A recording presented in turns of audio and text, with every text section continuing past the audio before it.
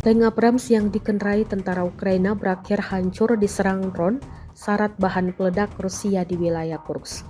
Rekaman detik-detik serangan diunggah di Telegram Kemenhan Rusia pada Rabu, 18 Desember 2024. Dalam keterangan unggahan disebutkan, Abrams tetap selamanya di tanah Kursk usai dijadikan besi tua imbas serangan Rusia. Sebelumnya, operator UAV pasukan terjun payung Crimea menemukan tank Abrams buatan Amerika Serikat. Segera dengan serangan tepat dari drone FPV, operator seorang komando peleton tanda panggilan Chekhov memukul dan melumpuhkan tank Ukraina dan dengan serangan kedua dari bawahannya.